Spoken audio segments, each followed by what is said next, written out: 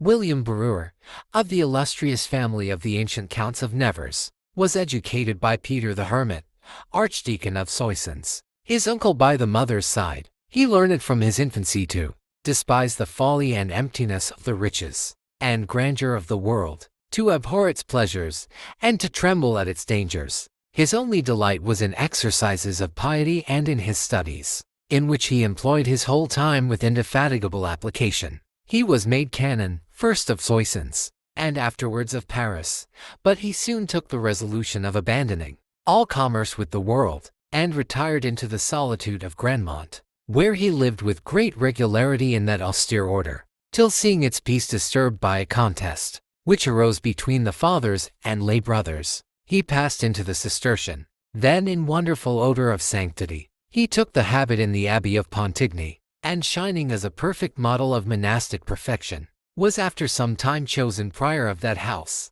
and afterwards abbot, first of Fountainjean, in the diocese of Sens, affiliation of Pontigny, founded in 1124, by Peter de Courtenay, son of King Louis the Fat, and some time after, of Chalies, near Senlis, a much more numerous monastery, also affiliation of Pontigny, built by Louis the Fat in 1136, a little before his death. Saint William always reputed himself the last among his brethren. The universal mortification of his senses and passions laid in him the foundation of an admirable purity of heart, and an extraordinary gift of prayer, in which he received great heavenly lights, and tasted of the sweets which God has reserved for those to whom he is pleased to communicate himself. The sweetness and cheerfulness of his countenance testified the uninterrupted joy and peace that overflowed his soul, and made virtue appear with the most engaging charms in the midst of austerities. On the death of Henry de Sully,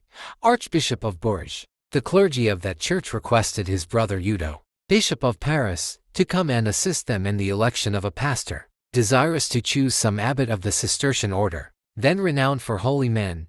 They put on the altar the names of 3, written on as many billets. This manner of election by lots would have been superstitious, and a tempting of God, had it been done, relying on a miracle without the warrant of divine inspiration. But it deserved not this censure, when all the persons proposed seemed equally worthy and fit, as the choice was only recommended to God, and left to this issue by following the rules of his ordinary providence, and imploring his light, without rashness, or a neglect of the usual means of scrutiny. Prudence might sometimes even recommend such a method, in order to terminate a debate when the candidates seemed equally qualified. God, in such cases, is said sometimes to have miraculously interposed. He left his dear solitude with many tears, and was received at Bourges as one sent by heaven, and soon after was consecrated. In this new dignity his first care was to conform both his exterior and interior to the most perfect rules of sanctity, being very sensible that a man's first task is to honor